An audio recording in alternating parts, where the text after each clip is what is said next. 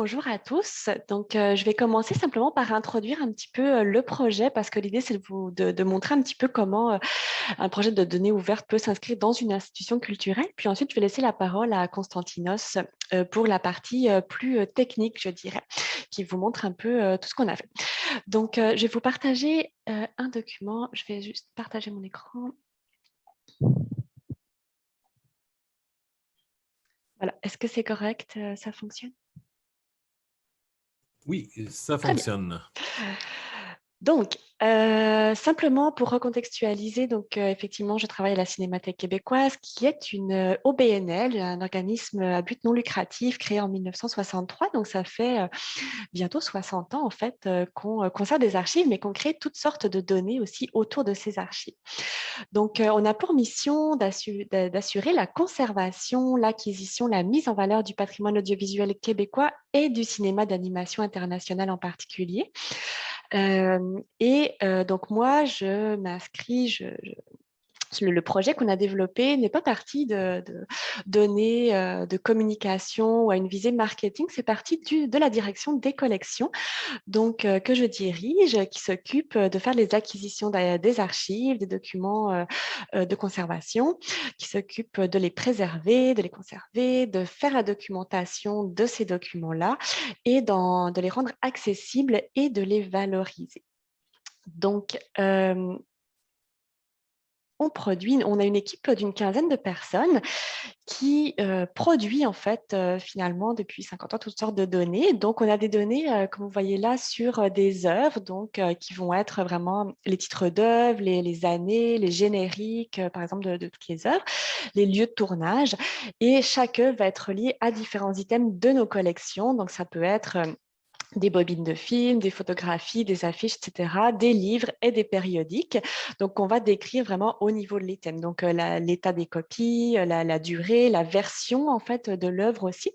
Et puis, à côté, on a des données qui vont concerner les noms de personnes, les noms d'organismes, avec, par exemple, pour les organismes, l'historique des noms successifs, en fait, au fil de l'histoire d'une institution. On va avoir les noms de festivals, des sujets, des pays, etc. Et des données de gestion, d'acquisition, de circulation de nos collections. Donc, où est-ce que nos collections sont prêtées, en fait, par exemple, au Québec, à l'international, dans quelles expositions elles ont eu lieu. Donc, on avait toutes ces données, puis on a voulu les partager parce qu'elles étaient au sein de notre base de données à l'interne. Il y avait une partie qui était accessible sur notre site web, mais avec notre propre moteur de recherche, des recherches assez traditionnelles, hein, recherche par titre, par catégorie d'objets, et on ne pouvait pas les réutiliser. En fait, on ne pouvait pas exporter ces données puis en faire un petit peu ce qu'on voulait, les mêler à d'autres projets, d'un point pour des raisons techniques, mais aussi juridiques, puisqu'on n'avait pas clairement affiché qu'on autorisait les gens à les réutiliser. Donc, la façon dont ça s'est mis en place, je dirais que c'est tout un contexte qui arrive à un moment donné, qui fait qu'il y a eu Wikimania pardon, à Montréal, il a commencé à avoir ces réflexions-là, notamment dans les bibliothèques municipales, il y avait des activités Wikipédia qui commençaient, etc. Et puis, donc, on a décidé de créer l'initiative Savoir commun du cinéma à partir des plateformes Wikimedia, justement. C'est comme ça qu'on a commencé. Et donc, c'était à l'automne 2017. Et au même moment, le Conseil des arts du Canada a lancé son fonds stratégie numérique. Donc, nous avons proposé un projet et obtenu une subvention de plus de 300 000 dollars pour 3 ans pour mener un projet qui vise 3 objectifs.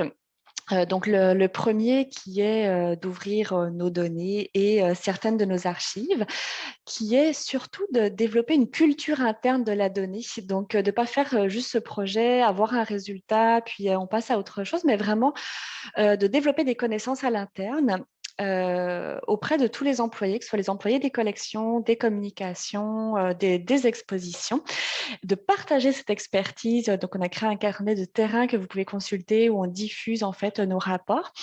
Et quatrième objectif, donc de vraiment amener les citoyens et les institutions, les gens à réutiliser nos données, donc à amener la compréhension en fait sur nos données et voir comment on pouvait travailler avec ça, collaborer, peut-être créer des projets collaboratifs ensemble. Donc, pourquoi on a commencé donc voilà, on avait commencé par des activités toutes simples de création. Donc on rassemblait au début, on faisait des soirées Wikipédia, donc dans laquelle on invitait des gens et un réalisateur ou une réalisatrice qui venait présenter son travail. Et l'idée, donc, c'est de contribuer à la fois à Wikipédia, à Wikimedia Commons et à Wikidata. Donc, on expliquait les 3 projets aux gens. Ça a commencé comme ça, puis petit à petit, on s'est rendu compte que dans notre base de données, on avait 100 000 œuvres pour lesquelles on avait des données, et, dont 36 000 sur le cinéma canadien, et qu'il y en avait très peu comparativement à ça dans Wikidata. Donc, on a commencé à faire un travail d'importation de nos identifiants cinéma œuvres dans Wikidata. Je ne m'avance pas plus parce que Constantinos va vous expliquer ce travail-là. Puis petit à petit, il y a eu un développement interne, donc vraiment de formation, mais aussi on a développé une politique d'ouverture de données, donc dans le but vraiment de pérenniser nos pratiques et d'amener une certaine compréhension aussi de celle-ci, de pourquoi on veut faire ça. Puis, il est venu ensuite des enjeux, je dirais, juridiques. Donc, je vous inviterai, on a notamment travaillé avec Olivier Charbonneau pour produire un rapport sur le droit d'auteur et les métadonnées culturelles au Canada pour bien comprendre quels étaient les droits qui s'appliquaient aux données. Donc, pas aux documents d'archives, mais vraiment aux données. Donc, est-ce qu'un jeu de données, selon si produit par nos employés, peut être ouvert sous licence libre? Est-ce qu'on a le droit de le faire? Donc, il y a différentes modalités qui définissent ceci. Et ensuite, on a fait une politique relative au respect du droit d'auteur à la Cinémathèque québécoise. Et dernière chose, donc la mise en œuvre technique où la Constantinos est arrivée, donc pour vraiment travailler à la structuration de nos données, et à l'intégration du web sémantique, à nous expliquer en fait le web sémantique, à ce qu'on puisse commencer à travailler, voir comment ça pouvait prendre forme au sein de notre institution. Pourquoi, avant de laisser la parole à Constantina, je voudrais juste vous expliquer pourquoi on a choisi les plateformes Wikimedia. D'une part, c'était vraiment pour la pérennité. En fait, on n'a pas les infrastructures techniques, on n'a pas le personnel à l'interne de manière permanente pour assurer une continuité dans les données ouvertes, pour héberger nos propres données ouvertes, pour avoir un serveur Sparkle, par exemple. Donc, on voulait déjà commencer par s'inscrire dans une infrastructure existante, ne pas réinventer la roue. Et puis, on voulait aussi il y a toute une communauté autour de Wikidata et Wikipédia qui est vraiment importante pour nous. C'était vraiment un projet qu'on voulait collaboratif, en travaille avec les citoyens, les réalisateurs, les organismes. Et la communauté est active, elle va elle-même nous aider en fait à ouvrir nos données, mais à faire les liens dans Wikidata, à améliorer nos pratiques, elle va pouvoir nous conseiller sur la manière de fonctionner. Donc ça, c'est absolument génial, c'est très précieux, je dirais, et ça nous garantit une sorte de pérennité. Voilà, Wikipédia est là depuis 15 ans, enfin 2001, non, 20 ans maintenant, Wikidata depuis 2012, donc on compte quand même c'est quand même quelque chose qui a quand même fait ses preuves. Et puis, il y a une large visibilité en Wikipédia, sans doute toujours c'est le 7e site le plus consulté au monde, en près de 300 langues. Et il y a une interaction entre toutes ces plateformes qui se fait. Il y a beaucoup de liens entre Wikipédia, Wikidata, Wikimedia Commons. Donc, on travaille avec tout ça pour faire le lien avec nos données, nos archives, notre site web, etc. Voilà. Donc, je laisse Constantinos présenter la suite. Merci, Marina. Donc, c'est à mon tour, je vais faire une partage d'écran.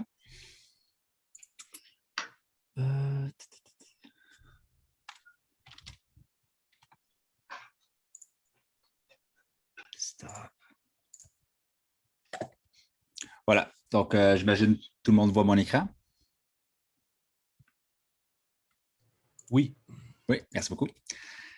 Donc, je vais essayer en 15 minutes de faire un aperçu, je dirais, de pas mal toutes les réalisations qui ont été faites du côté technique suite à ce que Marina a dit dans le cadre de l'initiative Savoir commun.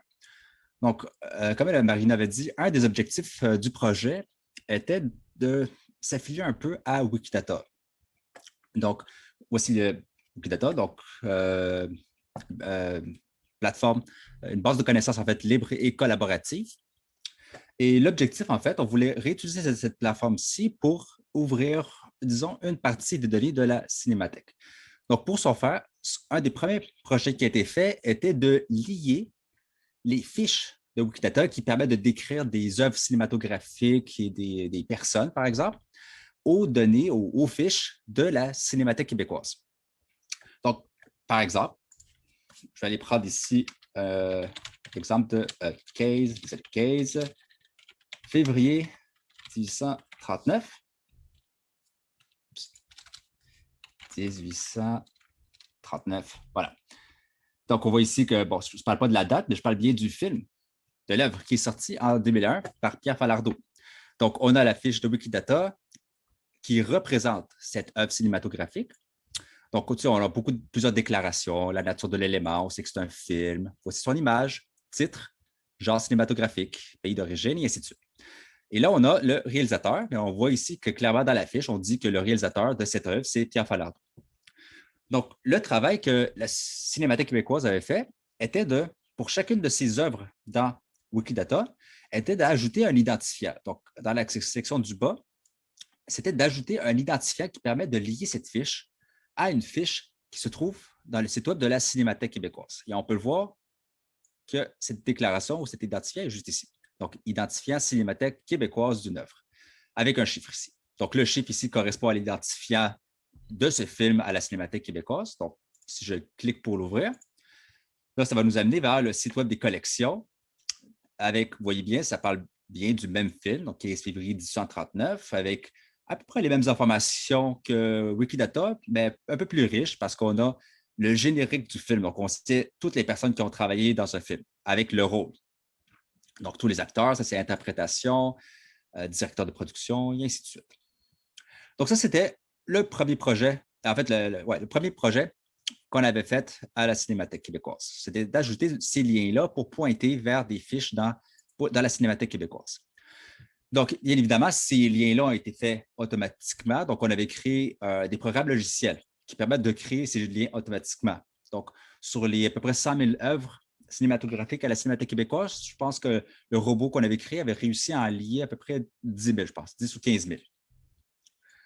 Donc, évidemment, on voulait faire le moins d'erreurs possible. Donc, on avait conçu cet algorithme-là pour éviter le plus d'erreurs, puis en même temps avoir une bonne couverture. Donc, à peu près 10 000 fiches dans Wikidata possèdent cet identifiant vers la Cinémathèque québécoise. Puis, une des prochaines choses qu'on avait faites, c'était d'aller partir sur les personnes. Donc, on avait vu ici que j'avais dit que ce film-là, le réalisateur, c'est Pierre Falardeau. Donc là, si on clique sur ce nom-là, ça va nous ramener vers la page de Pierre Falardeau, cinéaste, écrivain québécois. Vous voyez que ça dit que la nature de l'élément, ça représente un être humain, son image, son genre, c'est un homme, pays de citoyenneté, prénom, date de naissance, date de décès, et ainsi de suite. Et tout en bas, dans ce deuxième projet qu'on avait fait, c'était d'ajouter un identifiant, juste ici, vous voyez, qui pointe vers, encore une fois, la Cinémathèque québécoise. Mais cette fois-ci, ce n'est pas pour les œuvres, c'est pour une personne. Donc là, à la différence, donc, le site web des collections de la Cinémathèque québécoise, elle contient juste des informations sur les œuvres. Donc, par la suite, ici, pour les personnes, elle va nous pointer vers un autre site web qui contient les données ouvertes et liées de la Cinémathèque québécoise. Je vais en reparler un petit peu plus tout à l'heure, mais ça nous ramène également, vous voyez, sur la même fiche ici que celle de Wikidata. Donc, on a ici, ça, c'est pas mal toutes les informations qu'on a sur les personnes, et je peux faire un résumé rapide. À la Cinémathèque québécoise, sur les personnes, on ne connaît pas grand-chose au terme de leurs données personnelles. On connaît juste leur nom, leur prénom, les films dans lesquels ils ont travaillé, puis les rôles qu'ils ont occupés dans chaque film. Mais on ne connaît pas leur genre, date de naissance, date de décès, puis ce genre d'informations personnelles. Donc, ici, c'était vraiment quelque chose d'intéressant si on pouvait justement fusionner, lier les fiches des personnes vers les fiches de Wikidata, puisque dans Wikidata, c'est assez complet en termes de données personnelles. Donc, ce qui m'amène par la suite, après avoir fait ces projets de lier certaines données. Donc, actuellement, on a lié les œuvres puis les personnes avec des plans éventuellement pour le faire aussi pour les organisations. Tout ça nous a amené à la création d'un site web de la Cinémathèque québécoise. Vous voyez ici, c'est data.cinémathèque.qc.ca. Et l'objectif de ce site web-là était d'entreposer l'ensemble des données ouvertes et liées de la Cinémathèque québécoise. Donc, vous voyez, donc c'est très simple comme site web. Vous voyez, pas vraiment de style par rapport au site web de la Cinémathèque en soi, là. Donc, le but, c'était vraiment juste de garder ça simple et d'avoir les données ouvertes et liées qui sont accessibles à tout le monde. Donc, on a plusieurs sections ici. Donc, on a données ouvertes et liées. Donc, par exemple, dans Jeux de données ici, hop. Mon Dieu, ça vient d'arriver.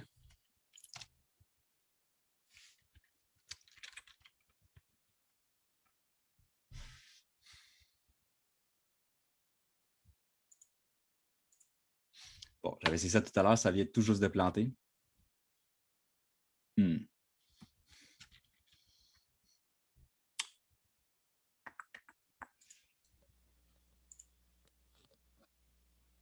Bon, désolé pour cet inconvénient technique.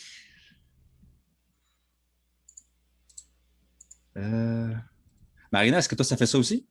Oui, ça le fait aussi. Ah. Sinon, reste avec des captures d'écran. Ouais, OK. Donc, dans le site web, donc j'avais déjà gardé une page ouverte ici. Là. Donc, dans le site web, on a les données ouvertes et liées, qui sont disponibles évidemment dans les formats RDF, parce que le but était d'ouvrir ces données dans les formats du web sémantique. Donc, on avait, c'est ça, donc les formats du RDF, où on avait représenté ces données en RDF. On avait structuré ces données avec les ontologies CIDOC-CRM et FRBRO. Donc, on avait choisi ces ontologies justement pour rester, parce que CIDOC-CRM, une ontologie très utilisée dans le domaine culturel, c'est aussi une norme ISO. Donc, on avait utilisé ce vocabulaire dans le but d'être interopérable si éventuellement d'autres institutions du cinéma ou du patrimoine publient ces données dans ce format-ci. Et donc, ici, on trouve aussi des différentes réalisations qu'on avait faites dans le projet. Donc, une des réalisations était d'avoir un éditeur Sparkle, comme on peut voir ici, pour pouvoir faire des requêtes Sparkle sur les données. OK? Donc, évidemment, pour faire des requêtes, pour écrire ces requêtes-là, il faut connaître le schéma des données, puis il faut aussi connaître le langage Sparkle, évidemment. Donc, tout ça est en fait plus disposé pour que des développeurs puissent utiliser ces données-là pour créer des interfaces graphiques et par exemple, des visualisations de données. Et ici, ce que je voulais montrer justement, c'était une des requêtes Sparkle que j'avais, vous voyez ici, ça marche la page parce que j'avais exécuté cette requête juste avant la présentation. Et dans cette requête, vous voyez que quand je l'exécute, c'est la requête qui va récupérer tous les réalisatrices qui ont réalisé des films de fiction. En fait, celles qui ont réalisé le plus de films de fiction. Et là, en exécutant cette requête Sparkle, on va se ramasser, vous voyez, je demande juste les cinq premières, en fait, réalisatrices, qui sont les suivantes. Donc, bien évidemment, à chaque fois que je montre le résultat de cette requête, des fois, il y a du monde qui ne sont pas d'accord parce qu'ils connaissent peut-être une autre réalisatrice qui a réalisé plus de films, mais c'est en fonction des données qui sont disponibles à la Cinémathèque québécoise. Donc, c'est évidemment limité. Peut-être que ça ne représente pas la réalité, mais il y a quand même beaucoup d'œuvres, beaucoup de personnes qui sont à la Cinémathèque québécoise. Donc, ça peut quand même se rapprocher. Et ici, ce qui est intéressant, ce ne serait pas possible de faire si on n'avait pas, ou du moins pas, qui ne serait pas possible facilement de faire si on n'avait pas utilisé le web des données ouvertes et liées et se lier à Wikidata, c'est qu'à la Cinémathèque québécoise, on n'a pas des données personnelles sur les personnes. Donc, on ne sait pas si une personne est un homme ou une femme. On ne catalogue pas cette information à l'interne. Mais étant donné qu'on avait lié, comme j'ai montré tout à l'heure avec Pierre Falardeau, on avait lié les données entre la Cinémathèque québécoise et Wikidata. Maintenant, avec une simple requête Sparkle, ici, tout ce qu'il fallait faire, c'est rajouter ces 3 petites lignes. Bien évidemment, il faut avoir des connaissances techniques pour les écrire. Mais avec cette requête, on peut filtrer nos résultats à la Cinémathèque des données de la Cinémathèque pour avoir uniquement les personnes qui sont des femmes. Donc, ceci ne serait pas possible si on ne s'était pas lié à Wikidata. Donc, c'était un cas d'utilisation très intéressant, justement, de faire partie du web des données ouvertes et liées. Donc, je ne sais pas si ça va marcher dans un autre projet qu'on avait fait. Donc, je vais essayer. OK, il fonctionne. Donc, dans le cadre d'un projet avec Polytechnique Montréal, donc pendant l'ouverture de nos données en RDF, puis est-ce qu'on pouvait faire des requêtes Sparkle également, on avait conçu une visualisation de données donc, pour répondre à une question spécifique. Et ça, c'était le résultat du projet. Donc, je ne m'attendrai pas en détail sur cette visualisation, mais c'était pour montrer en fait que oui, nos données sont disponibles en RDF, on peut en faire des requêtes Sparkle dessus, mais ultimement, l'objectif de ces données-là, c'était de permettre à des gens de développer des plateformes ou des visualisations de données pour répondre à certaines questions intéressantes. Puis ici, ce qu'on voulait répondre, c'était, on voulait en fait visualiser des groupes de personnes dans le cinéma qui ont le plus souvent travaillé ensemble, donc les équipes de tournage. Donc ici, vous voyez, on avait conçu cette visualisation. Donc, on a un diagramme à bulles ici qui montre les groupes, évidemment filtrés. On n'a pas affiché tous les groupes possibles parce que notre écran n'est pas assez large pour avoir cette quantité de données. Mais on s'est limité aux groupes qui ont travaillé dans le plus de films. Donc, par exemple, tout à droite, on peut avoir, par exemple, Serge Beauchemin et Alain Dosti qui ont travaillé dans 42 films ensemble. Et ici, au centre, par exemple, un cercle avec une grosse bulle, ça veut dire qu'il y a beaucoup de personnes dans ce groupe-ci. Donc, vous voyez, ces 4 personnes ont travaillé dans 13 films. Donc, c'était une visualisation exploratoire pour explorer un peu les données des personnes qui ont travaillé ensemble. Donc, ici, les couleurs représentent la proportion de femmes dans le groupe, vu qu'on a accès à cette donnée, vu qu'on s'est lié à Wikidata.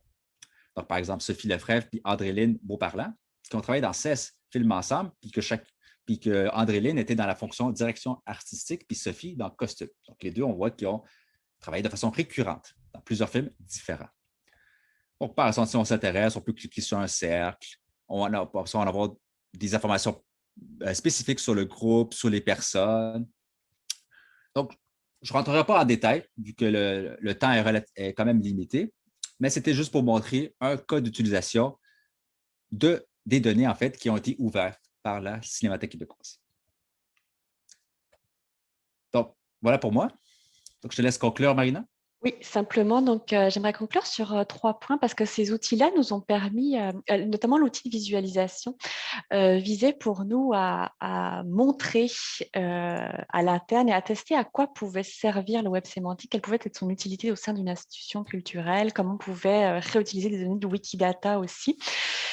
Et ça nous a amené C'était très riche en fait, et ça nous a amené à voir je dirais l'importance de documenter la méthodologie, les processus, les données qui ont été sélectionnées, puisque sur des centaines de milliers de données qu'on a, dans l'outil de visualisation, je pense qu'on n'en a plus que 700 à peu près qui ont été retenus pour pour que ça puisse fonctionner dans l'outil de visualisation, mais aussi parce qu'il y a des choix techniques aussi qui ont dû être faits, par exemple, pour n'afficher… Constantinos, on entend ton micro, je pense. Ah, pardon.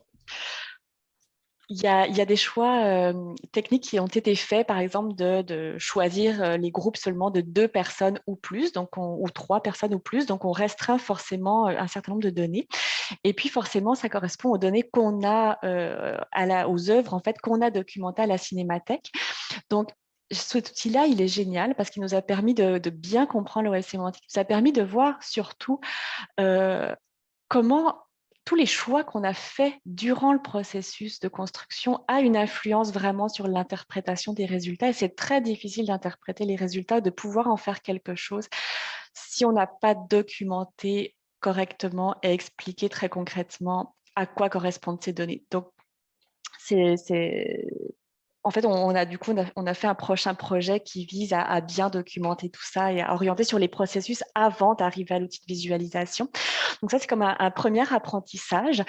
La façon dont les données vont être interrogées, dont elles vont être utilisées et recherchables dépend de tous les choix qu'on a fait avant, qui ne sont pas juste des choix technologiques. Et là où l'humain, où les archivistes, les documentalistes ont vraiment leur place à prendre pour expliquer tout ça. Le deuxième défi, je dirais, ça a été de communiquer justement entre les personnes issues de la technique et les personnes issues des archives, je dirais. Donc, justement, avec des choix, des différents niveaux de choix à faire et la modélisation, autant de passer dans la norme FRBROO ou de construire cet outil de visualisation, ça nous amène à faire des interprétations sur la donnée et à proposer une certaine interprétation de nos données. Donc, il faut vraiment qu'on travaille ensemble pour pas que ce soit juste des choix techniques. Et ça, c'est vraiment, je pense, très important dans la transformation qu'on vit en ce moment, nous, en tout cas à l'interne. C'est vraiment ce sur quoi nous essayons de mettre l'accent. Voilà, si vous avez des questions. Merci beaucoup d'entrée de jeu, donc Constantinos Lambou-Latreille et Marina Gallet pour ces présentations. Il y a effectivement plusieurs questions qui ont sorti, qui sortent au fil de la conférence. Peut-être, je vous en lance quelques-unes. Donc, première question avec Wikidata. La grande question est toujours de comment faire en fait pour que les données ne profitent pas qu'aux géants du web. Est-ce que c'est un enjeu auquel vous avez pensé? Est-ce que vous aviez une stratégie spécifique en ce sens? Je dirais, oui, est-ce que tu voulais répondre, Constantinos? Vas-y. Que je commence. Donc, pour moi, en fait, c'était essentiel justement d'être dans un travail collaboratif avec les citoyens, les artistes, justement pour que ça ne profite pas qu'aux géants du web. Donc, de pouvoir les amener à penser à d'autres projets, à sensibiliser en fait sur la réutilisation des données ouvertes de Wikidata pour créer des projets. Donc, l'outil de visualisation, les requêtes Sparkle sont des développements dans ce sens-là. Et on a encore un projet de 3 ans pour créer des projets, notamment de réutilisation à des fins aussi créatives, en fait, pour créer avec des artistes, en fait, voir ce qu'on peut faire avec ces données. Donc, pour moi, c'est ça. Puis ça ne profite pas qu'aux géants du web non plus, dans la mesure où on n'a pas forcément versé nos données dans Wikidata, on a lié nos identifiants. Et ça, c'est intéressant parce que ça nous permet de faire de la désambiguïsation des œuvres, mais de bénéficier aussi, nous, quand on a des recherches, de pouvoir aller chercher d'autres informations. En fait, par exemple, la Cinémathèque française a mis aussi ses identifiants. On va peut-être avoir, je pense au Musée de la civilisation à Québec ou au Musée des beaux-arts national du Québec, qui a fait aussi des liens avec Wikidata. Mais tout ça, on peut aller... Eux, ils vont avoir des informations plus orientées. Par exemple, je pense à l'artiste Chantal Dupont. Ils ont des informations sur cet artiste qui relève des arts médiatiques. Ils ont certaines informations sur cet artiste, sur ses œuvres, qui vont concerner plus leur collection. Nous, à la Cinémathèque, on va avoir d'autres informations sur cet artiste de nature plus cinématographique, relative à l'art vidéo. Donc, Wikidata nous permet de faire ce lien en fait entre nos œuvres, entre les mêmes artistes et d'aller regrouper nos informations. Donc, après, on peut aller les interroger, nous aussi, en fait, de cette manière-là. Et Constantino, je te laisse répondre. Oui, tu as pas mal dit une partie de ce que je voulais dire aussi. Mais je voudrais juste ajouter que les géants du web, à ma connaissance, quand ils vont réutiliser des données, par exemple, de Wikidata, ils vont les réutiliser parce que la licence est CC0. Donc, c'est une licence extrêmement permissive. Il n'y a aucune attribution à faire à qui que ce soit. Donc, comme Marina a dit, on n'a pas téléversé nos données, on a juste mis les identifiants. Rien n'empêcherait aux géants du web d'utiliser les données qui ont été téléversées, mais nos données sont sous la licence CC BY SA. Donc, s'ils le font, ils doivent à nouveau, s'ils réutilisent les données, il faut qu'ils réutilisent la même licence, mais en plus, il faut qu'ils fassent une attribution. Donc, à ma connaissance, les géants ne font pas d'attribution, donc ils ne vont pas réutiliser des données qui sont sous la licence CC BY SA. Donc, eux, ils vont se limiter à CC0 comme Wikidata. Et pour poursuivre sur Wikidata, il y a quand même plusieurs questions qui sont associées à ça. Et entre autres, des gens qui se disent, est-ce que vous avez pensé le genre autrement que par Wikidata, par l'utilisation d'un vocabulaire comme celui de l'homosaurus, par exemple, le lien dans le clavardage. Et en parallèle, on se demande aussi si la documentation du projet est disponible sur GitHub ou sur d'autres plateformes. il y a deux types de documentation. Donc, sur GitLab, tout est accessible, en fait, les scripts, les données ouvertes, etc. Et on a un carnet de terrain aussi, donc scc.hypothèse.org. Je pourrais vous mettre le lien à tous tout à l'heure. Où on documente justement l'évolution du projet et on met en ligne nos politiques sous licence CC by SA. Les rapports juridiques sont en ligne aussi sur les métadonnées culturelles. Donc, vous pouvez accéder à tout ça. Là, c'est vraiment le but de la subvention est aussi de partager ça. Donc, et les scripts Constantinos, tes codes sont réutilisables. Oui, tous les scripts qui sont sous GitLab, j'ai mis le lien dans le chat, sont sous la licence GPL. Donc, Et pour la première partie de la question, donc, est-ce que vous aviez pensé l'utilisation d'autres vocabulaires que celui de Wikidata? Constantinos, que tu veux développer sur FRBRO? au terme de ce genre de vocabulaire, ça dépend qu'est-ce que je ne connais pas l'homosaurus, personnellement. Moi non plus. Une des raisons, en fait, Wikidata, c'est juste parce que on était associé justement à la Wikimedia Foundation, puis on voulait réutiliser les mêmes plateformes. Donc, je ne pourrais pas répondre spécifiquement à Homosaurus. Puis Wikidata, on avait pris ça aussi parce que c'est simple pour se lancer puis commencer à comprendre le web sémantique au sein d'une institution. Mais après, parallèlement, c'est ça, je ne connais pas non plus Homosaurus, mais après, on a commencé Constantinos, en fait, a commencé à transformer nos données sous l'ontologie FRBRO. Et sur l'angle explication des choix, sur le choix de Sparkle, donc des gens se demandent un peu qu'est-ce qui vous avait orienté vers ce langage-là, vers cet algorithme-là. Oui, bien sûr. Donc, en fait, la raison est simple, c'est juste parce que c'est un standard du web. Donc, par exemple, si on développe des pages web, si quelqu'un veut ouvrir sa page web, son blog, ben, le standard, c'est HTML.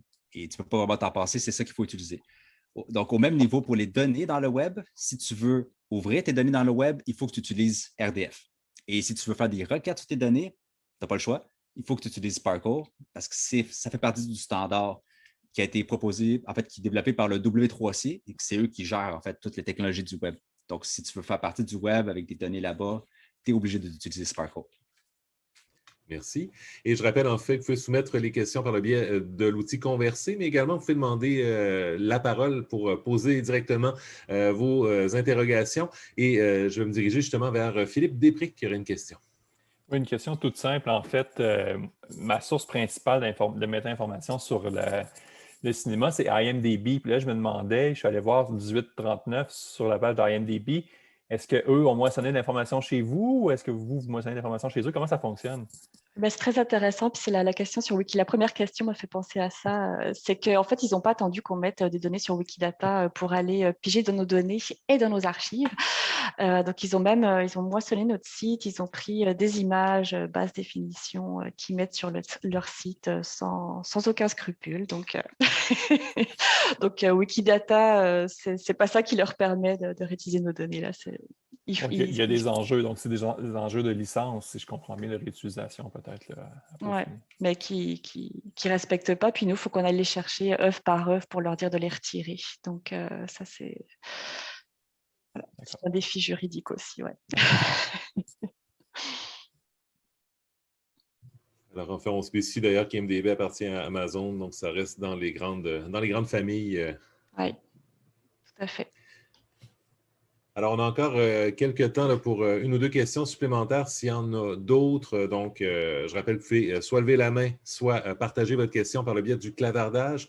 Marina et Constantinos sont partagés également beaucoup de liens. Donc, vous allez retrouver dans le clavardage le GitLab vers justement donc, les éléments qu'on a discutés. Également, le carnet de terrain avec quelques questions là, sur l'accès à ces documents-là également. Alors, donc, tout est disponible dans le clavardage. Profitez-en avant que l'on ferme la session, peut-être pour aller chercher les liens également. Dans le fond, donc, il y avait quelqu'un aussi qui se demandait si le document, serait possible d'avoir le document, le lien en fait, vers le document de droit d'auteur sur les données aussi que vous avez produit. Donc, ça a suscité moult intérêt également. Oui, je vais vous le diffuser tout de suite. Là, je vais le chercher. Alors, je respire brièvement pour laisser le temps à d'autres questions de se présenter, de se manifester s'il y a lieu.